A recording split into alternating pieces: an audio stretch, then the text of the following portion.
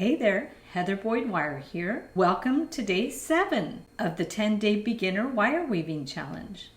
I'm calling this a beginner wire weaving challenge because I am actually quite new to wire weaving. I look forward to hearing other tips and tricks along the way from other jewelry makers. I truly believe when we teach, we learn, and I'm so excited about this wire weaving learning journey. Today I'm making a wire wrapped glass pendant. I'm using 22 and 26 gauge silver artistic wire, and you can use sea glass or a quartz crystal or any cabochon you have. I'm using the Beadalon Glimmer Series nipper tool, their nylon jaw pliers, and their slimline round nose and chain nose pliers. We're going to start with 2 pieces of 12 inches of 22 gauge artistic wire, and we are going to bend them at the halfway point using our round nose pliers. So we're going to bend the first one with the tip of the pliers, and then the second one we're going to make the curve a little bit larger. So we're going to hold it with the round pliers, make that curve, and straighten out the wires.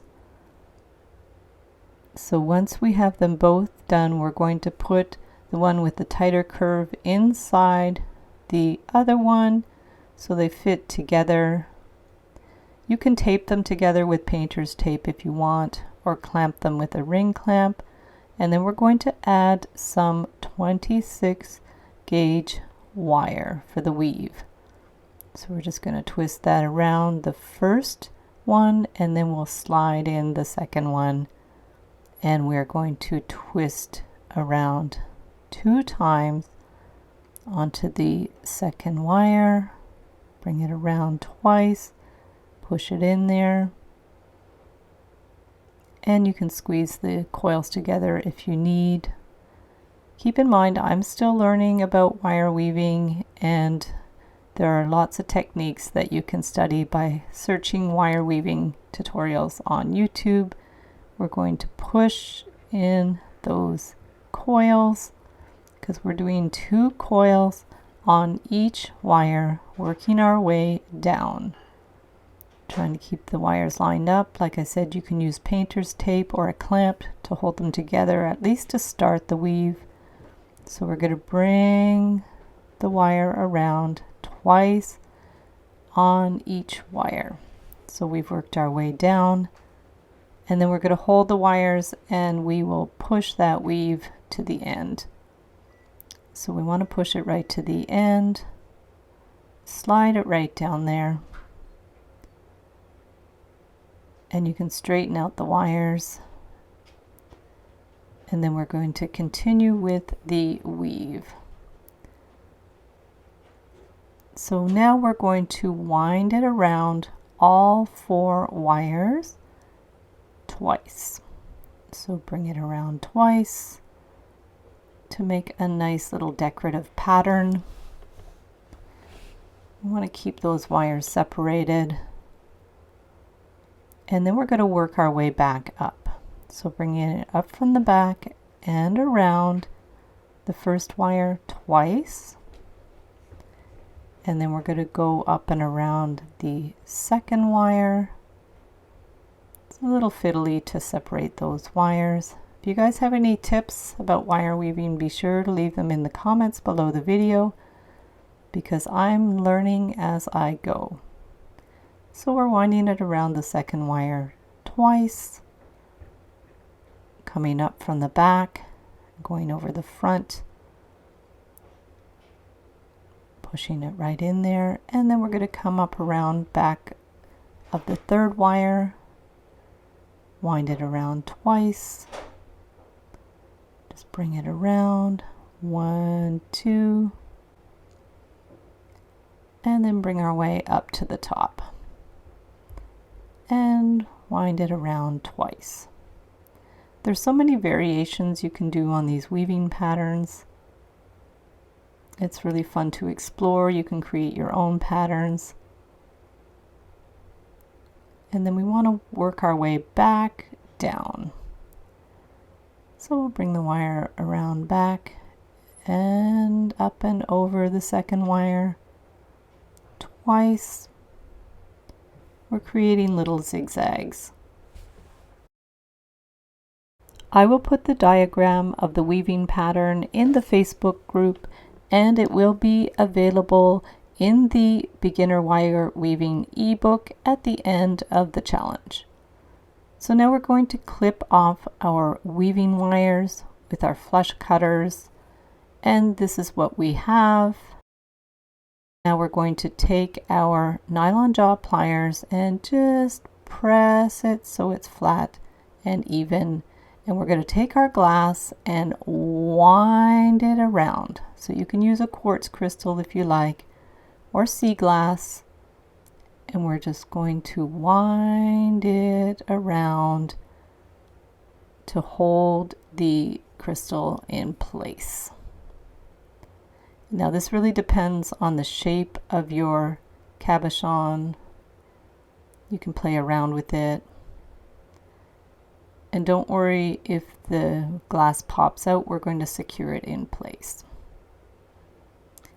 So once we've wound it around, we're going to put one of the ends of the wires through the end of the weave and pull it around just to secure it in place. So that secures the weave in one place. This will be at the bottom. So pinch that end in place, and then for the 3 other base wires, we are going to form some spirals. You guys know I love spirals, so we're going to clip the ends to about 1 inch or so. It could be about 1.5 inches. And with our round pliers, we're going to take the end and wind it around. And there is our spiral. And then we are going to make some more spirals. So we're going to clip the end, again about, could be 1.5 inches, give or take. And we're going to take the end of the wire with the round pliers, start our spiral, and then with the flat pliers, continue the spiral. Just to make it a little bit tighter. It just gives it a nice little decorative look and also holds the crystal in place at the bottom. So we'll do our last one. Take the end with the round pliers and bring it around. And then the flat pliers. Continue bringing the spiral in and push it in place. So now we're going to take about 6 inches of the 26 gauge wire. We're going to pull it through, and we want to use this to secure the weave in place. So it's almost like sewing it in place. This will also depend on your crystal and where you think it needs a little bit more support. So I'm just pulling the ends through to make sure it secures the crystal in place so it won't pop out.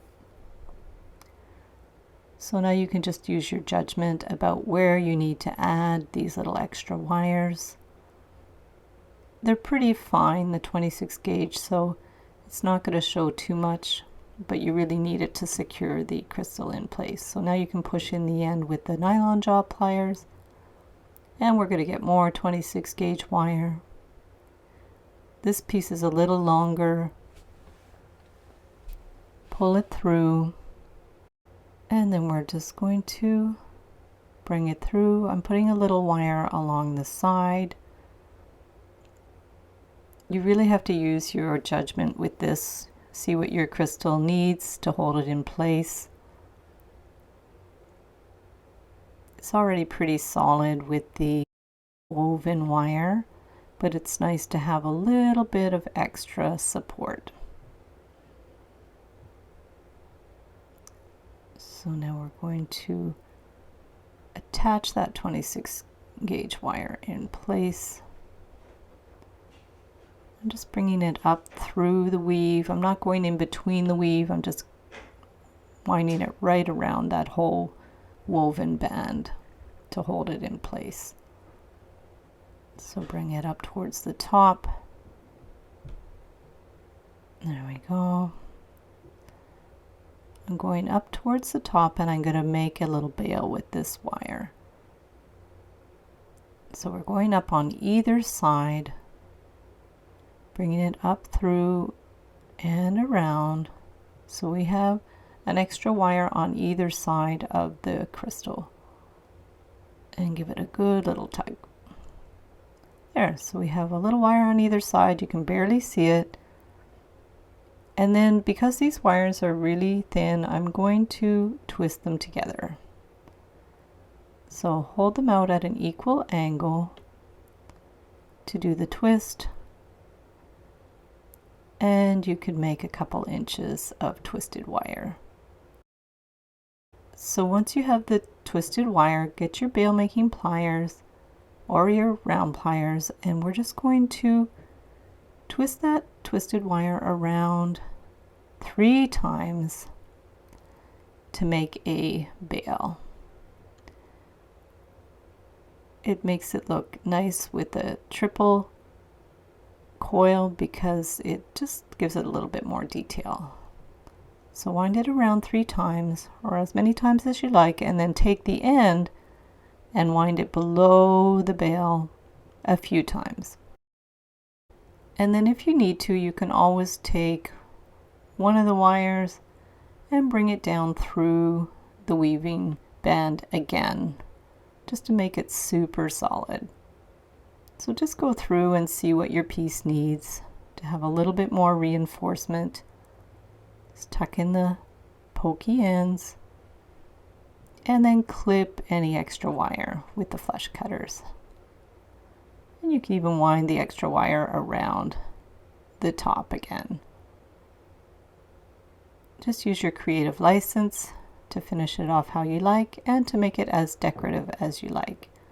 So I'm just going to straighten out those wires at the top, straighten out the loop. And there you have your beautiful wire woven pendant. There's the back, there's a side view, and there's the finished pendant.